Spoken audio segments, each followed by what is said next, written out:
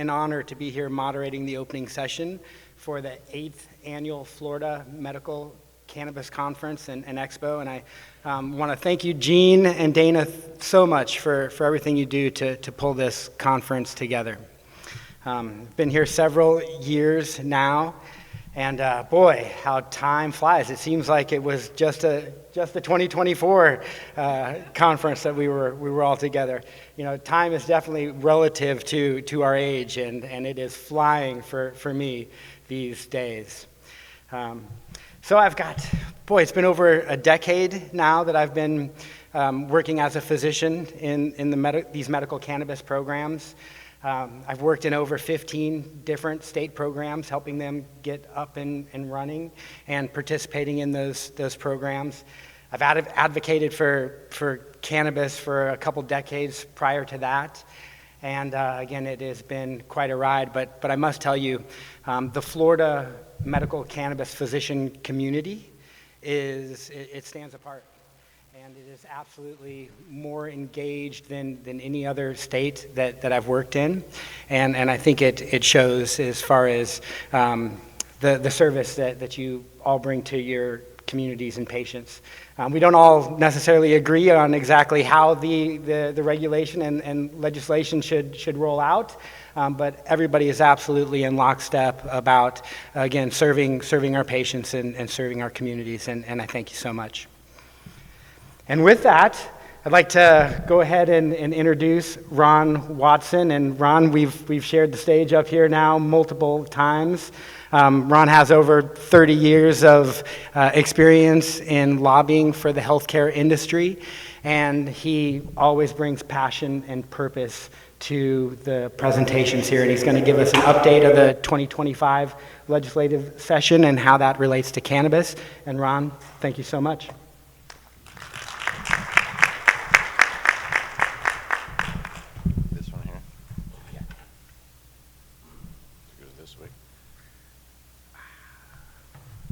Well, good morning, everyone. Is this really our 8th one, Gene? It's hard to believe. Real quick about myself. I grew up down here in Central Florida, and I went to FSU in 1985 as a 17-year-old snot-nosed freshman. And my parents, I never lived on campus. I wish I'd lived on campus, but my parents bought me a townhome. Do you know who my neighbor was? It is now 40 years ago.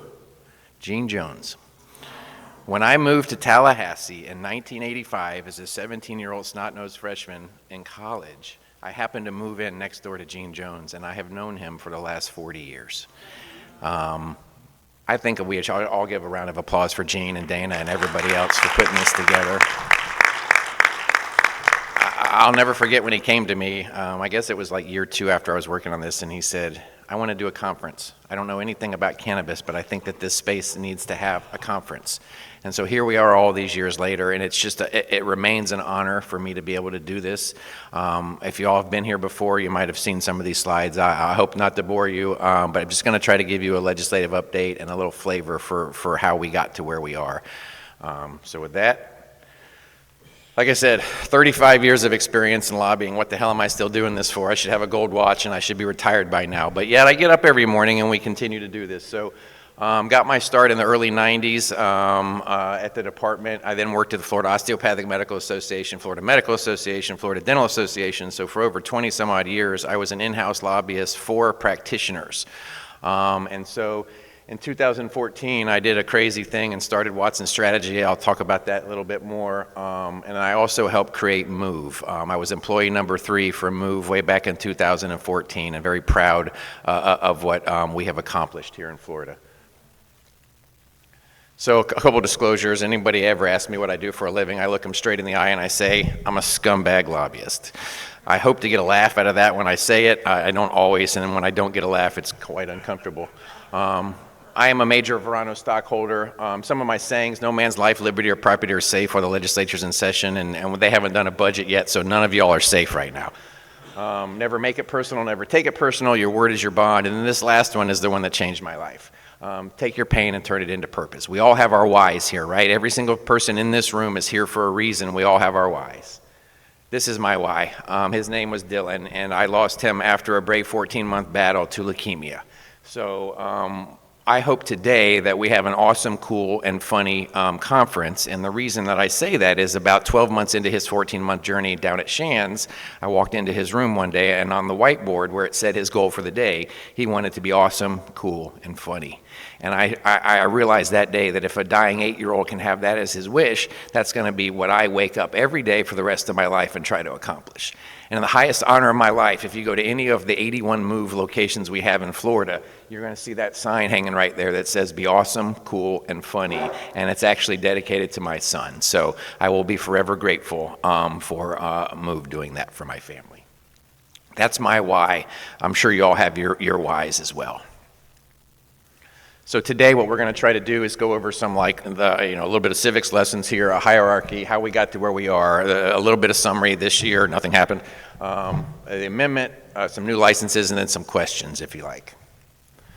So again, the way that it works in Florida is you have your constitution that sits up top here, and that's where we have medical malpractice, or we have medical marijuana is what was put into the Constitution. The legislature then created a system under 381-986. If you want to look at the Florida statutes, that's where everything we do in this program is listed.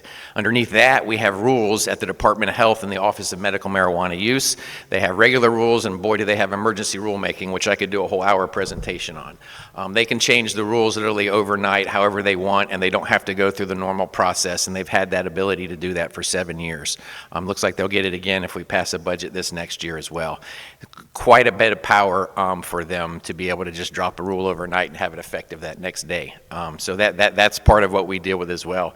And then you have the local regulations. The locals can treat us, they can ban us, or they can treat us like pharmacies. And that's why you see drive-throughs. I was very proud of the fact that Move has drive-throughs. You know why they have drive-throughs? Because they couldn't ban us from having drive-throughs unless they banned their local pharmacies from having drive-throughs. So that was something I was very proud of as well. All right, so how do we get to where we are? In 2014, that's when the low THC bill originally passed, and that was for just cancer, seizures, and muscle spasms. Some would argue the only reason that passed is we had a constitutional amendment that was about to be voted upon, and so some would argue that maybe they tried to do something just enough to make the amendment not necessary. Some might argue that it actually worked because the original amendment failed in 2014. 15, nothing really happened. 16, we actually passed what's called right to try. That was basically saying that if you were dying, you should be able to try a drug that hasn't been approved by the FDA. We actually had cannabis added to that. So that was the first time we actually had full-strength cannabis being allowed to be offered in Florida. We did have a second amendment, and then that one actually passed at 71.3%. So woohoo, here we go. We were going to try to implement that, and in the first session, they didn't do anything. So we came back. Thankfully, they couldn't pass a budget that year either. So they came back in a special session, and they actually, the majority of the regulation that we have now actually occurred in Senate Bill 8A back in 2017. They did use the model from low THC, so you could actually argue that the low THC model has just evolved into what we have now. You can kind of see the ongoing rules. They went on the road show. We had a whole bunch of rules that were just going to try to really get the program up and running. There's been some black farmer fixes in 18.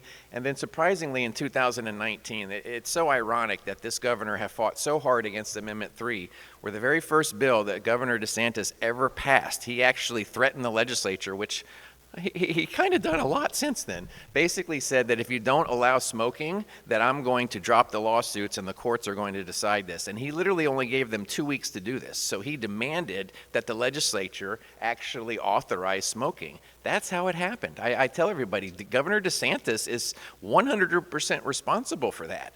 And to see how it's changed now, it's just really very fascinating to me.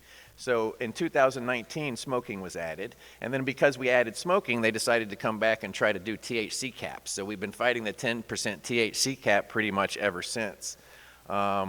We had the original hemp regulation pass, and then we had some edibles and certified testing lab, emergency rules, and you can just kind of go through it and see a whole bunch of stuff. The Supreme Court actually upheld vertical and limited licenses, which I was completely wrong about. The Constitution says or, and I thought that meant you had an option. I guess or means and in that particular case. So the Supreme Court has upheld the vertical and limited license structure that we have now. And then you can just kind of see we had a bipartisan bill where we were going to try to get some good stuff and some bad stuff. We moved it a little, and then that thing died. There's been a couple of Department of Health bills that have passed. We did a whole bunch of emergency rules in 22. That's where we got the daily dose limit and the rolling and all and those kind of things. We passed telehealth in 23, and then since then we haven't had a whole lot of changes really. There was a Department of Health bill that passed that had some child advertising, labeling backgrounds, and some prohibitions on adult use. But in 2023 and 24, basically really nothing happened. There were some really good bills filed.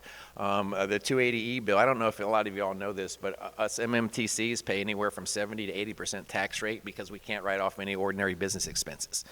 Everybody thinks we're making a lot of money in this business, and can you imagine running your business at a 70 to 80% tax bracket? Yeah. Anyhow, so reciprocity, workforce protections, vet discounts, they all died, and unfortunately, a whole bunch of bills that were very similar to those in 2024 also died. So, here we go. We came into this session. I can make this one really quickly. Nothing happened. There we go. Okay, I'm all right. Sit down. All right, that was my update. Nothing happened.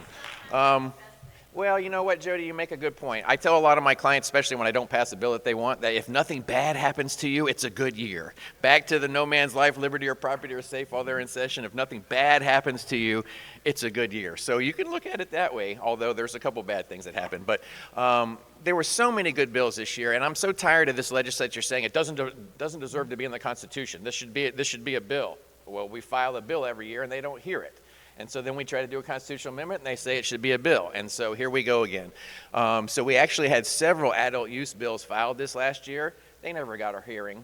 And you know what? For a House member to use one of their 6 bills on a bill that they know is not going to be heard, they should get some special applause for that, only because they knew that bill was going to be dead before they filed it, but darn it, they were going to try to do the right thing anyhow. So several adult use bills. Senator Smith is a wonderful supporter right here, Senator, in the Orlando area. Senator Davis out of the Jacksonville area, too. She had an AU bill that didn't get heard. And then Representative Nixon also had a bill. There's another one by Andrade I'll talk about in a minute that actually did get heard. Senator Gruters had a homegrown bill. He's a Republican. He's going to be probably our next CFO. He is very supportive of cannabis, very supportive of adult use. He did commercials for Amendment 3. I mean, he was trying to counter a lot of the BS that everybody was hearing on that. So one of the issues was that, oh, you can't grow your own. So he said, I'm going to file a bill that says you can. And he knew full well that that bill wasn't going to get heard either, but that's kind of the point that we're trying to make, is you say we have to do this legislatively, but then we won't hear the bills legislatively. So our only choice is to do this through the Constitution. So Senator Gruters filed that home grow bill, and of course it wasn't heard. Another great bill, qualifying conditions. Senator Smith was trying to expand the conditions to clearly authorize anybody that had opioid dependence would be eligible immediately. You know, a lot of times I'm reminded that whenever we try to expand conditions, the or other, it pretty much covers anything that I kind of want.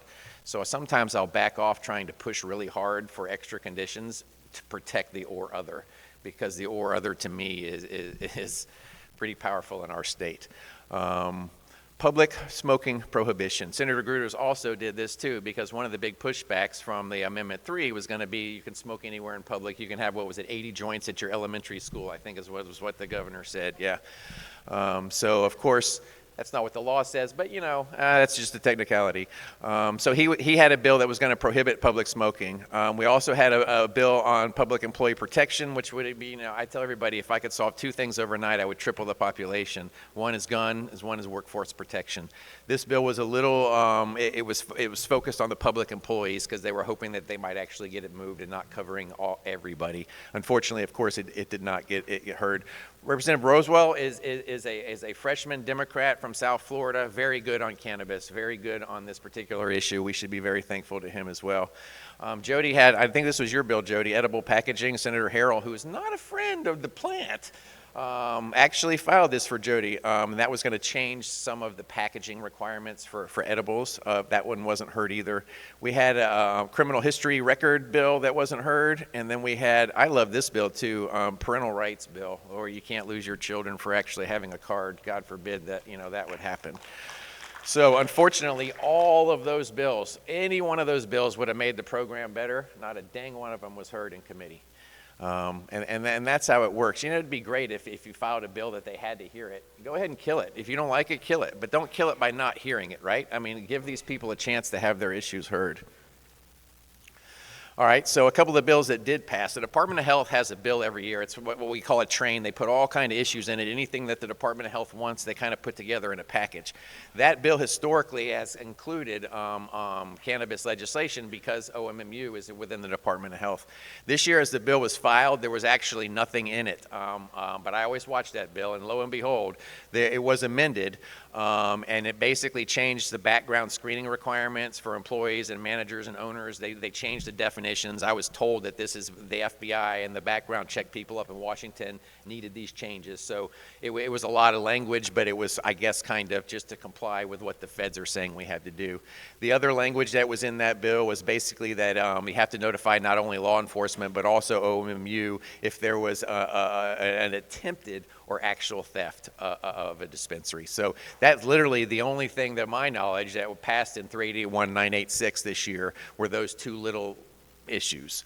However, House Bill 555 by Andrade, and this bill, when they put it on the agenda for about 30 seconds, I got really excited because this was a very comprehensive bill too. This was, basically had everything in it. It was going to be a non-vertical adult use. It was going to allow home grow. It was going to expand conditions. It was going to basically do some stuff with telehealth that you guys didn't like. It was going to do the 2-year physician stuff, ID cards, visiting patients, free vet cards, boom. This bill had everything in it. They put it on the agenda, and I was like, what? They're going to hear this bill? Well, of course, they had a strike everything amendment. Actually, they don't even do it that. It was called a proposed committee substitute, which means you can't even talk about the underlying bill. It's a whole new bill. So they basically had a strike everything amendment. They heard it in committee, and they basically were going to say your card is good for 2 years, and vets, if you're honorably discharged, you don't have to pay for your cards. So that was it was still great. We've been working on that for years.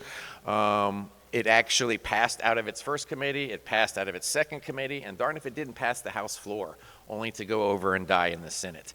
There was an amendment filed on the House floor that was going to try to also make the doctor cards 2 years, but it was late filed, and it was not able to be introduced. Say again?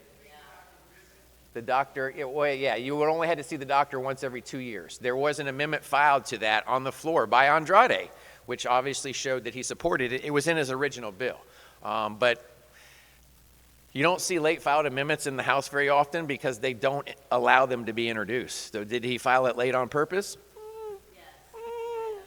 I think so. I think he might have. So that's basically what happened to that bill. But Andrade's name came up a lot in this last session. If you all didn't hear about it, we can talk about that in a minute. All right, the other big thing that happened this year was hemp. They passed a pretty strong hemp bill last year that was going to really put a hurting on Delta 8 and all the other deltas. The governor vetoed it. And so why did he veto that? Because he hates cannabis. Why would he help the hemp industry? Well, a lot would think that he helped raise money to try to defeat Amendment 3. And I think a lot of times the hemp owners, when their customers were going into their store, were talking about how horrible Amendment 3 was. And so I think it actually helped them defeat Amendment 3. So did he do it for that reason? Yeah, I think so. But so anyhow, he said that if you do a few things differently next year, I'll go ahead and sign the bill. So they had the Senate bill was very similar to last year. It kind of went even further. It was a little more restrictive than last year's bill. And then the House kind of created, they've always been a little less wanting to shut it down. They created like a special committee that met a couple of times, and they heard testimony and yada, yada, yada. And they developed a bill which was going to be a lot less restrictive than the Senate bill. They heard it in one committee, and we were expecting them to hear it in another committee, and then all of a sudden the issue just died. Representative Salzman came out and said, we don't have the appetite this year to get this to the finish line. And I thought, well, that's interesting because you created a select committee and you studied this and you went out of your way to bring attention to it. So basically at the end of the day, the hemp bill died again. The really interesting wrinkle this year was the THC beverages. The alcohol boys jumped headfirst into this debate this year, and they had never been a part of it before. I think you're starting to see a lot of THC beverages all around, and what's the regulations, what's the requirements? You see them in ABC liquors now, and so the liquor boys came and basically were saying, hey, we want to do this. We're not sure that we're doing it right. We want regulations. So please regulate it. And oh, by the way, while you do, only let us do it. And so it was kind of an interesting debate because we'd never really had the alcohol boys. Their three-tier system. They were going to try to control the beverages. They were going to try to control limiting them into basically only liquor establishments. So you would have had to have a bar or a liquor license to be able to sell the THC beverages. The House was not as interested in that as the Senate was. So that was a whole new little wrinkle that was new this year. But at the end of the day, nothing happened with hemp, so it's still how it has been. Oh boy. Okay, so because Amendment 3 got so close to passing, they decided that they were going to have some more changes to the constitutional amendment gathering process because it's just full of fraud and abuse. Oh boy. So unfortunately, this bill did pass. They sent it to the governor. I think he signed it 38 seconds after he got it because they didn't want, the challenges, and there's some language in here that starts right away. But basically, they said that because there was a lot of fraud and abuse the last time, we're going to make it a whole lot more secure and how you gather these. So, I mean, you can go through the process here. Right now, you have 30 days to turn in a signed form. They're going to drop it down to 10. I mean, you can just go on and on and on. Right now, you can have as many signatures on you as you want, that you've gathered from people. They're going to make you register. If you gather more than 25, you have to now be registered with the state, even if you're not getting paid, even if you're doing it as a volunteer. If you have more than 25, you have to register with the state. You have to be a U.S. citizen. You have to be a Floridian. You can't have any criminal kind of background, or you're not allowed. And oh, by the way, if you sign a petition that was offered to you by a non-authorized entity, your signature doesn't count.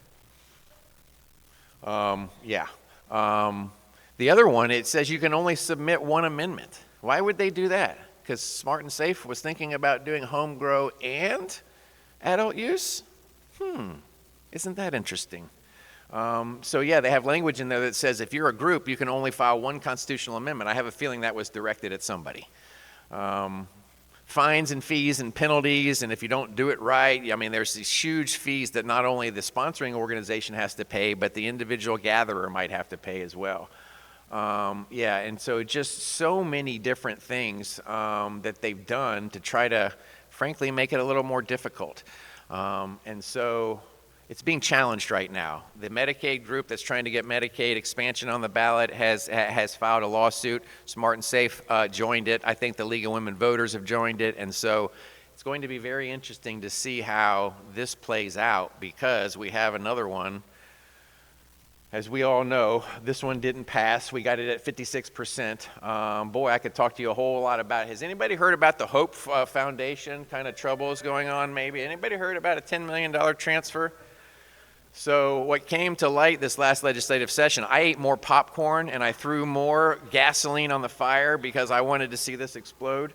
Hope Florida Foundation is a charity that is put together through Casey DeSantis, who is considering maybe running for governor.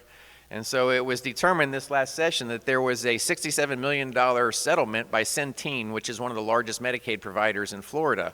It was for $67 million. $10 million of that was sent to Hope Foundation instead of going back. And one could argue that this is Medicaid money, so it's partly federal money and partly state money. So here we are with an overpayment by Centene. They're giving back $67 million to the state. They divert $10 million of that to Hope. Hope then takes $5 million each, sends one to the chamber, sends one to Save Our Society from Drugs, that turns around and sends that money right back to the governor's chief of staff's political action committee, who is fighting Amendment 3. And so here's $10 million that most likely belonged to the state that was diverted to be used against Amendment 3. He's now our Attorney General. So it's the top cop. Yeah, so it's being investigated, and so yeah, the local state attorney is looking into this. So they've kind of pushed that off to the side now, but that whole drama was going on in the background. And so we have another attempt. So we already have, Smart and Safe Florida has already filed another one for 2026. It doesn't have a number yet. They already have 212,000 signatures. But now the question is, all the changes that they made in the constitutional gathering process, does it apply to this existing one? And if so, do you got to start over? How is all of this going to work? So I think you're going to see all kind of lawsuits coming about how this is going to, and we're waiting for the court to rule whether they're going to stay this or not. But they've made a lot of changes to it. Basically, it would be a 2-ounce limit this time. They would definitely create more non-vertical licenses. There would be extra licenses clearly in this constitutional amendment that would be non-vertical. Home grow is not prohibited. You can't have 2 issues in one, but they have language this year that says, legislature, you can do this. We have no problem. So they actually have some language in there saying that home grow is not prohibited. It also talks about no public consumption. It also talks about not being attractive to children. It removes some liability language that the other side used against us. And it adds place, time, and manner to the legislative responsibilities. All of those things were used against us the last time that amendment went forward. So it'll be very interesting to see. They have to have 880,000 signatures by February 1st of next year to be able to be on the ballot. So we'll see how this one goes. Session starts next year in January, so January 13th, and it should last the normal 60 days. I put should because we're still in session right now. But legislative committee meetings could start as early as October of this year. And so we need to be prepared for having some of these things go. We have 22 new licenses awarded out of 74 applicants. Here is the list of them, but none of them have been able to start because they're all suing. If you came in 25th, you're suing because you think they should have picked you. So what was interesting to me is the one thing that I expected to see this legislative session was actually an attempt by one of the 22 to pass some language that said, no, we get to start. Others, you can keep suing to prove that you had a better score than I did, but I'm going to be allowed to start. That's actually what happened way back when we started the program. So I was a little surprised not to see what I call the 22 language, we should be able to start. They could slide it into the budget, so we'll wait and see if they do that. So basically, here's just the Department of Health Office of Medical Marijuana Use. If you don't know this website, know the facts. mmj.com has a plethora of information there. This is one of the things they have. They have a weekly report that comes out. It lists every single MMTC. It lists how many locations we have, and it lists how much we actually sell in both flower and all other. The whole low THC thing has been kind of screwed up. They're not calculating it the way they used to, so it looks like none of us are selling low THC, but that's just not accurate. But anyhow, this is a report that they put out every week. So with that, I'll just shut up and say if we have any questions, I'll take them. And oh, by the way, I hope everybody has an awesome, cool, and funny time.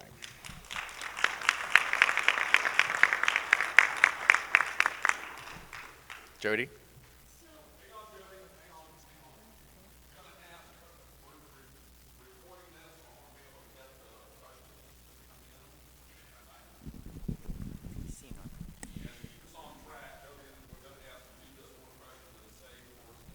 I always go long. Oh, sorry. I'm always late, so there we go. So the hemp bill, do you think the fact that they were not going to allow on-site consumption, do you think the alcohol industry killed it because of the no on-site consumption? Do you think that was impactful? Because that no on-site consumption is I think it was a poison big. pill. I don't know if that was the death of the patient, but I think it was a poison pill, for sure. Yeah. Yep. Because it takes the liquor store, it takes the bar out of the equation, right? The package store is fine, but it took the bar out of the equation. I was surprised about that too.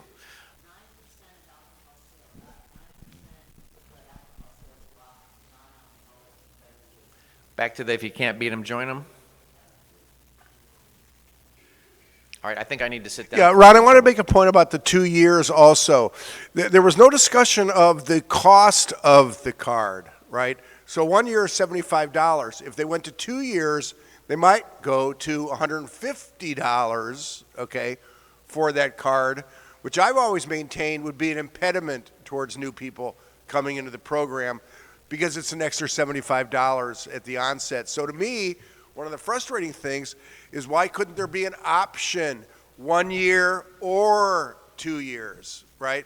So it's those kind of things that make us doctors crazy because there's unintended consequences of raising your card price from $75 to $150. I And think the anybody that intent- thinks the OMU is going to give up revenue, The intent was a 2-year card for one price, but your point is well taken. It doesn't say exactly what that price was going to be. So yes, if I'm the department and I don't want to lose money, then I just say it's a $150 fee. So your point's well taken. Thank you so much, Ron. Yeah, appreciate it. Yeah. Thank you very much. Always informative and entertaining.